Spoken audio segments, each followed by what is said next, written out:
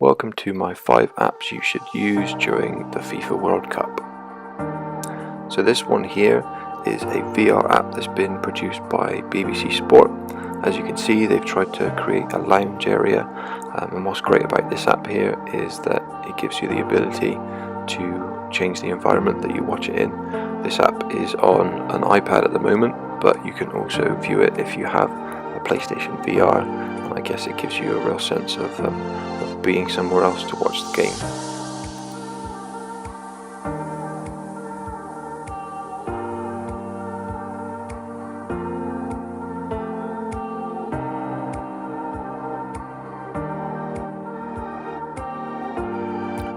So in front of me here I've got some interactive interface here, so I can select a match and I can ask the app to remind me when the match is going to be kicking off, so I can then view the match from inside this app. The match experience is a little bit different from this, but I plan on doing a video on that later on for the Egypt and Uruguay game, so subscribe or look out for that one later on.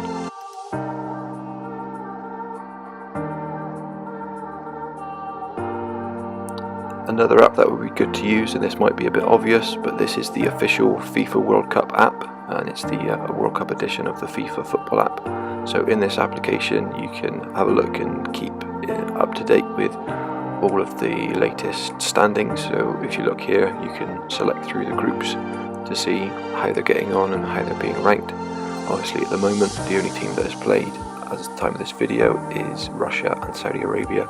So into this program here you can see pictures from the game, you can watch some videos, and there's a report here on the game. There's a few things from Twitter and just various other bits and pieces that you can interact with.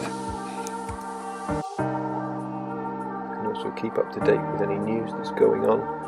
You can see a few articles here that are relevant to the World Cup, and just select them. As you can see here, my favourite team that I've selected is England, so I can be notified as to anything that's going on with them through the application.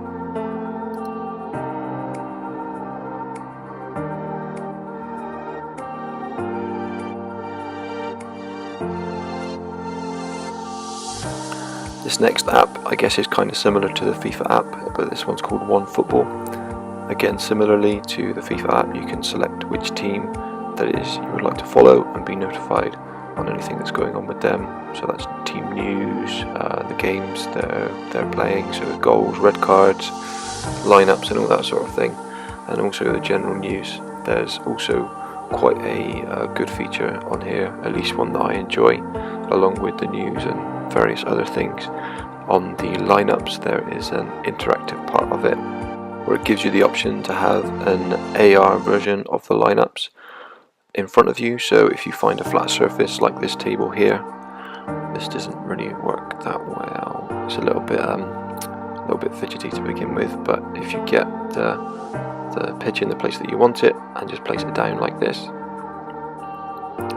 it then gives you a augmented reality view of the lineups, which is something that's not necessary, but I think it's really cool, and it just gives you a different way to view the lineups for the teams. As you can see, you can move around and the pitch stays in the same place. You can get in close and have a look from a different angle.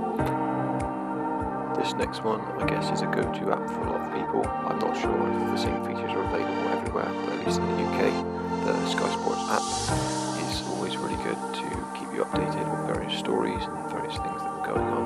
I like the interface of this one as it gives you updates on the latest scores and matches that are happening, whether that be World Cup or other, on the right hand side here, and you can view other stories like this one here. If I click into this, I want to look at and see what's going on with England. So again, lots of stuff in the article, some good pictures, and then also some video content that you can have a watch of as well.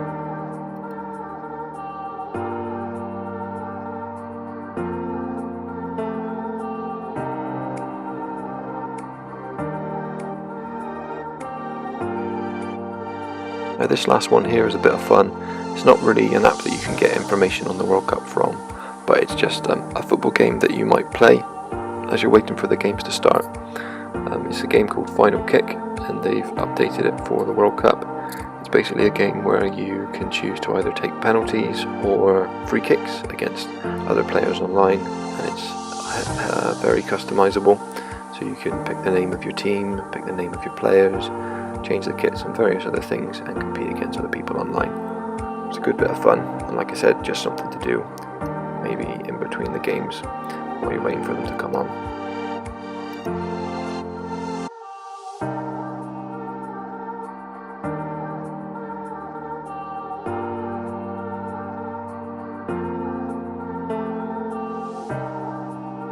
One good feature of this game is you can interact with the person you're playing against. As you saw there, it just gives you a list of comments that you can share with the other person. You can either choose to be, I guess, gracious, or you can choose to give a bit of fight and talk when you're playing against the other person. But thankfully, there's no way that you can be trolled on this, I guess. So you can't send any abusive messages that would really hurt anybody's feelings, which is always good. That you can't do that.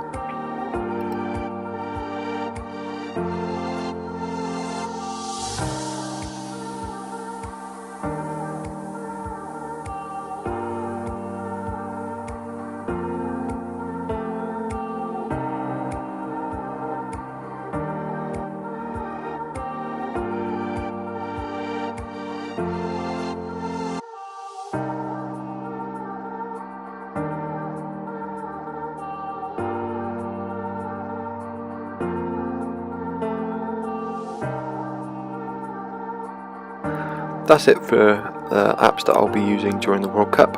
I hope that you enjoyed my selection. As I mentioned earlier, I will be doing a more in-depth view of the BBC Sport VR app, as the interface is different when a game is actually on. I would be interested to have a look at that and show that to you guys.